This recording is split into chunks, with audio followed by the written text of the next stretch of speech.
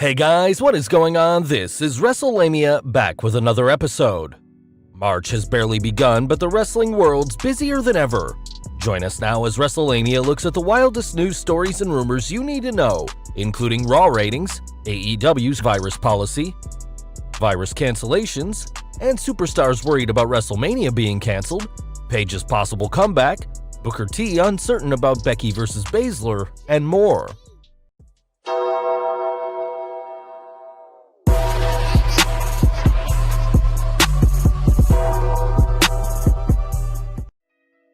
Raw ratings. The 9th March edition of Raw got off to a slow start, as we discussed in our Raw analysis, and the ratings apparently reflected this. PW Insider's Dave Shearer is reporting that the 3/9 edition of Raw brought in 2,163,000 overnight viewers, down from last week's 2,257,000 overnight viewers. Let's look at a breakdown of the ratings, as well as the previous 2 weeks' numbers. On 9th March, the average audience was 2.163 million viewers, with Hour 1 doing 2.157 million, Hour 2 2.222 million, and Hour 3 2.109 million.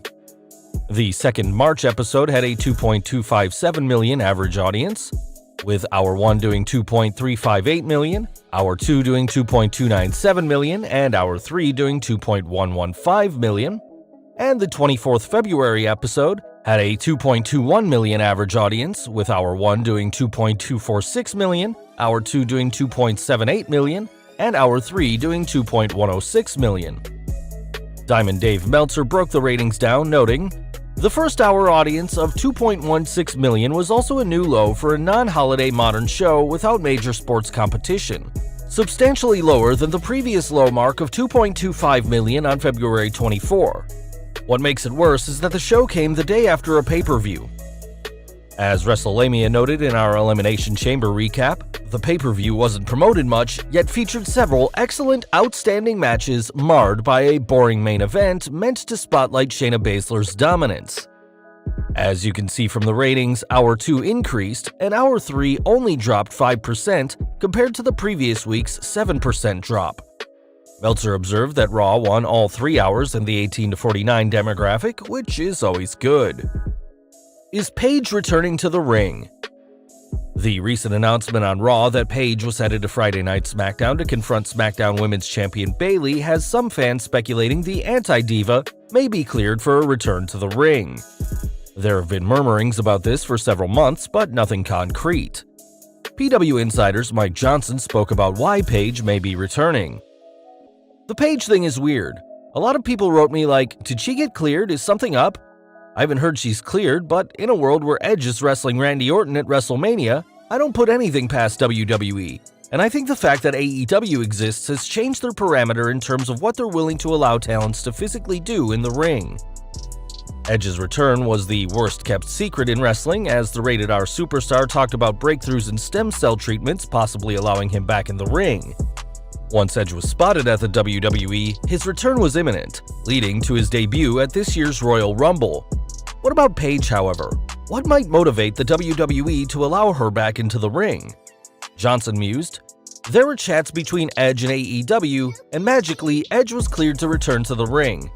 Could similar things have happened with Paige? I don't know. I'm not stating that they did happen, but I do find it interesting. Either they're doing an angle, or they're using Paige as the mouthpiece for the challengers at WrestleMania. It's interesting how many wrestlers who have previously had to retire due to permanent injuries have had a miraculous comeback when they're able to perform for a WWE competitor. Whether it's Daniel Bryan being cleared to return as his WWE contract neared completion, or Edge's return after talks with AEW, a cynic might think the WWE is more concerned with making money than protecting the wrestlers from an ill-advised comeback. Matt Hardy promises exciting evolution. Matt Hardy has had many wrestling fans' attention as they speculate which wrestling organization he'll go to. During a chat with PW Insider, Hardy discussed what fans can expect next. "I feel like, too, if I end up going back to Broken Matt, or if it ends up being an abomination, whatever I end up doing will kinda have bits and pieces of the original Broken Matt, but it's definitely going to be different. It will evolve." The creative grappler feels his upcoming performance is going to be revolutionary. Then I want to get into something that I feel like it could be one of the most layered professional wrestling characters of all time. It's a killer idea, a different take on Matt, but it would start with Broken Matt. It sounds like Matt has a clear direction where he wants to go with his character, and Wrestlelamia hopes Hardy picks a promotion where he's able to fulfill his ambitions. Tazz discusses hurting opponents. While some opponents are known for working a stiff style that is as close to a real fight as you can get without dishing out anything more than bumps and bruises, what about wrestlers who intentionally hurt their opponents? When a fan asked Tazz if he ever intentionally hurt an opponent, the Human Suplex Machine gave a direct answer, tweeting, "I worked a very physical style and expected my opponents to work the exact same way with me. I never injured anyone unless I was provoked, which was extremely rare. People that are dangerous and intentionally try to hurt others don't last several decades." Wrestlers are supposed to protect their opponents, but shoots have occurred in the ring, something Wrestlelamia has covered in past videos.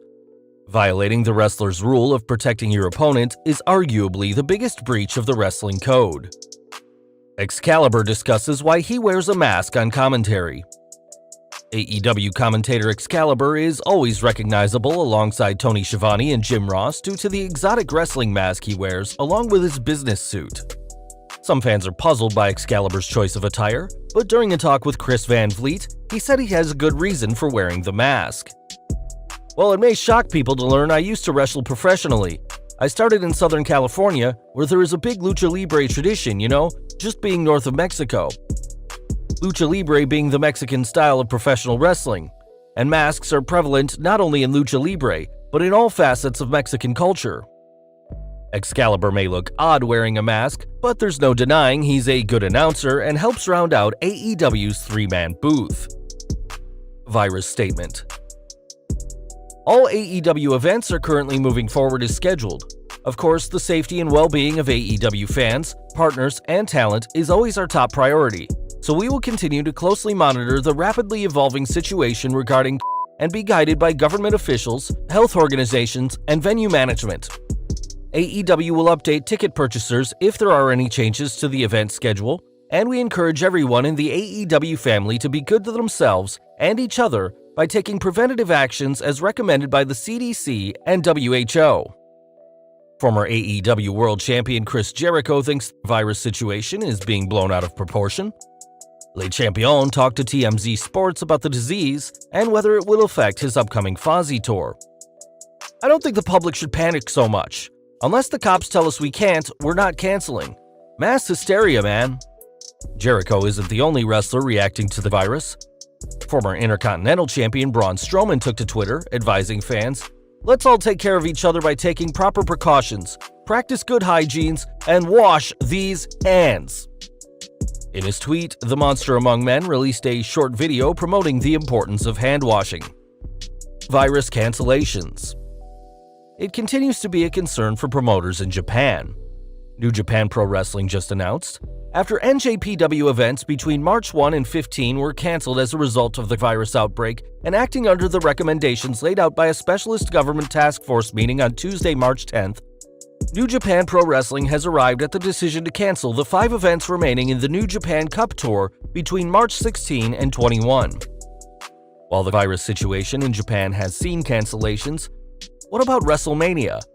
Ryan Bass of Tampa Bay's CBS affiliate is reporting, City of Tampa and Jane Castor will meet on Thursday to discuss canceling or postponing major events due to the virus. This weekend's River of Green Fest isn't likely to be canceled. With just over 3 weeks left before the showcase of the Immortals, you can be certain Vinnie Mac has a plan B if the show is canceled. What about the WWE superstars themselves? Former WWE superstar and full-time WWE critic Ryback discussed the situation on his podcast. From a wrestler's standpoint, WrestleMania is in Tampa, and they're going to bring people from all over the world to this location. If I'm a wrestler, and I'm speaking from the talent as I've talked to a couple of people, the talent believe that WrestleMania is possibly going to get canceled.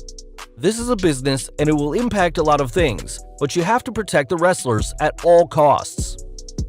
Wrestlelamia can't help but note the irony in Ryback's comments about protecting wrestlers given complaints from CM Punk about Ryback's allegedly sloppy work. However, that's an issue that's been discussed in past videos. Ever ready to share his opinion, Ryback discussed what should happen during WrestleMania week. With access, there should be no fan interaction. If they choose to do this, wrestlers should only have to show up to WrestleMania, and if you do the Hall of Fame, you keep the talent away from the audience. You have to be really protective of the wrestlers from a business perspective if you go through with this. I have a feeling Vince is going to try to go through with this no matter what. He's going to have to be forced to say no if it does happen. Ryback is right about one thing: Vince McMahon won't cancel WrestleMania short of a government mandate. Ousted WWE co-president's severance package. Curious what former WWE co-presidents George Barrios and Michelle Wilson are receiving after Vince McMahon told them, "You're fired"? According to WrestleNomics Radio, Wilson and Barrios each receive $1.4 million over 18 months. They also receive a $176,000 bonus, plus health, life, and accident insurance over the 18-month period. The firings were controversial and just one of several questionable moves by the WWE's corporate office. Booker T not buying Becky vs. Baszler. The WWE is hyping up the bout between Raw Women's Champion Becky Lynch and Shayna Baszler as one of WrestleMania 36's biggest bouts, but not everyone is certain it'll be a WrestleMania moment. During his Hall of Fame podcast, the two-time WWE Hall of Famer noted, "I'm not sold on it. I'll just say that. I'm not sold on it yet. But I'm like this, man. I'm thinking about the performance more than anything. I'm thinking about when you go out and perform, in Elimination Chamber, WrestleMania. Those are big moments for me.